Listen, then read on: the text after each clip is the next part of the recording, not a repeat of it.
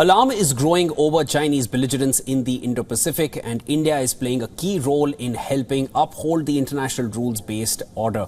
Amid rising geopolitical tensions in the Indo-Pacific, several nations have assessed that the risk of conflict is indeed increasing. Defense budgets have surged and long-range strike capabilities are almost universally being valued. The White House said the engagement with India is one of the most desired kinds of engagements on the global stage.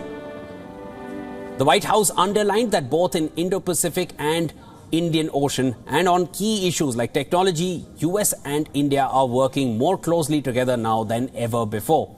US National Security Advisor Jake Sullivan is also expected to visit the world's largest democracy this month.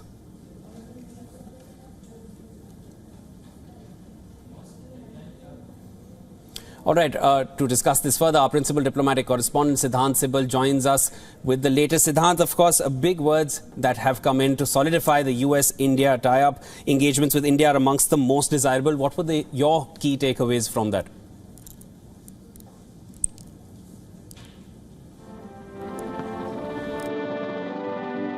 Week around 18th of April. Now, of course, there are a lot of convergences when it comes to the situation in the Indo-Pacific. Both the countries recently had a triumph exercise as well. There have been, of course, engagement in other areas, whether it's space, whether it's people-to-people relationship. But there are thorny issues as well. One, of course, has been the deaths of many students as well, where, of course, both sides have been working together. And both sides have made comments. That is something that has been dominating the news cycle.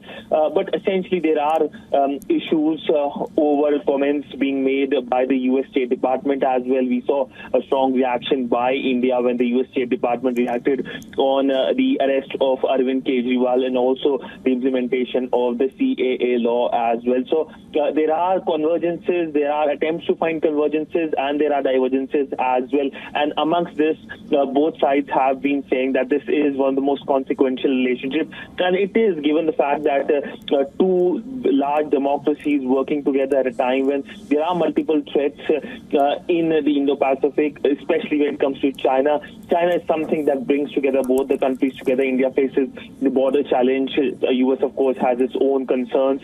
In fact, even as we speak, we saw the visit of the Japanese Prime Minister to Washington as well. So essentially the focus remains on how both countries can work together, especially when it comes to critical technologies. In fact, next week's NSA's visit is part of a review meeting of the critical technologies, the emerging technologies. This is something that was announced by the leaders of both the countries. Yes. Last January, the NSA met in Washington, and this is the second such meeting of this platform of exchanging issues when it comes to critical technologies. Siddhant, you mentioned convergences and divergences. Wanted to just understand from you, is the China threat enough to iron out those creases which exist? Well, of course, India has been saying issue-based conversation is something that India is doing with countries. So, US, of course, definitely is a like-minded country, and China is something that brings both the countries together. But, of course, there are divergences as well. There are comments by the US State Department, which, of course, India hasn't taken kindly. We saw the summoning of the US diplomat just last month over the comments made by the US State Department on the arrest of Arvind Kejriwal. So, both are very different, separate issues, while it is part of the same relationship. So I do not see China becoming a very sole reason that both countries are going to come together. But for India, there are certain deadlines. For US as well, there are certain deadlines, and those deadlines remain. All right, that was our principal diplomatic correspondent Siddhant Sibal joining us and getting us the latest.